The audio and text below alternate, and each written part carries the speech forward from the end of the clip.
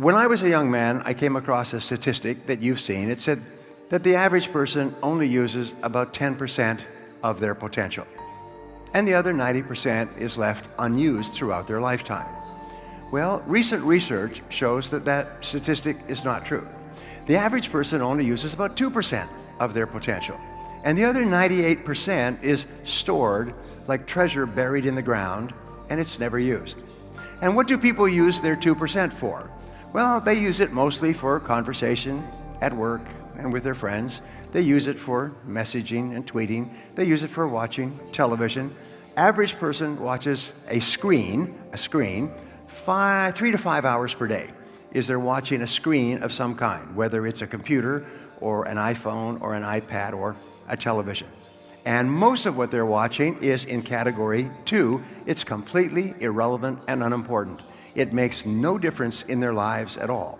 But whatever you do over and over again becomes a habit. So today we have an entire generation of people who have the habit of watching screens all the time. And as a result, their lives go very, very slowly. So therefore, you have to ask yourself, is this a good use of my time? Does this work have tremendous consequences for me? So when I came to studying thinking, I said, what is the activity that has the greatest potential consequences for you in your life? And the answer is thinking, because the quality of your thinking determines the quality of your actions. The quality of your actions determines the quality of your results. And in life, everything is results. Now, whatever age you're at, if you look at other people who are successful, there's one quality that successful people have, and that's that they get a lot of results.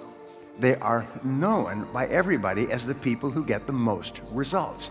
They're extremely result-oriented. They think about results all the time.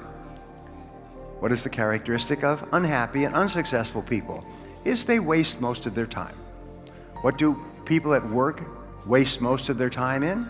They waste it talking to their friends. When they go to work in the morning, they don't go to work, they go and find somebody to talk to. And it's sort of like ducks in the farmyard. Quack, quack, quack, quack, quack, quack, quack, quack, quack, quack. If you go into any business office, everybody's going quack, quack, quack, quack, quack, quack, quack, quack, quack. And then it's lunchtime, so they all go out, quack, quack, quack, quack, quack, quack, quack, quack. And they all come back, quack, quack, quack, quack, quack, quack, quack. And nobody does any work. Everybody is quack, quack, quacking, and then they come in, they check their email, and they check their Facebook, and then they go into quack, quack, and have some coffee, and then they go home. I have noticed that the work day in Russia is from about 8 o'clock in the morning until about 5 o'clock at night. However, when I drive in the traffic, by 3:30 in the afternoon, the roads are full of cars. Why is that? Because everybody who gets off work at 5 o'clock is actually going home early so they can watch television. And they're going home early so that they can get ahead of the traffic. Quack, quack, quack, quack, quack, quack, quack. So most time at work is wasted. So I'll give you another technique to transform your life. It's when you go to work all the time. When you go to work, when you start first thing in the morning, just work all day. And don't do anything but your work. If somebody wants to talk to you, quack, quack, quack, quack, you say, yes, but not now. Let's talk after work. Or let's talk on the weekend. But right now, I have to do my work. And eventually people will stop talking to you. And they'll go and talk to other people and quack, quack, quack, quack, quack. And you will accomplish 2 or 3 times as much each day if you just go to work and start work and work all day long. If you just develop the habit of working all day, you will produce twice as much, you'll be paid twice as much, you'll be promoted twice as fast. And this is true all over the world, no matter what the situation. By the way, I said that this is a great time of opportunity in Russia. Do you know that most of the most successful businesses were started at the bottom of a recession? Most of the most successful careers, including mine, were started at the bottom of a recession. That what happens in a recession is that you are forced to think much better than before. You're forced to make much better decisions.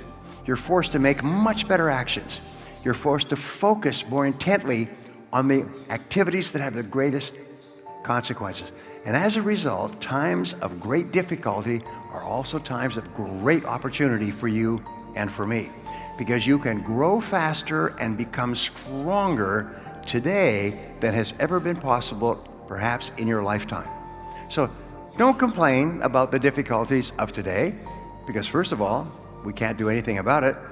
And second of all, look into them for the advantages or benefits that they might have for you for the future. Now, here's a second question for you.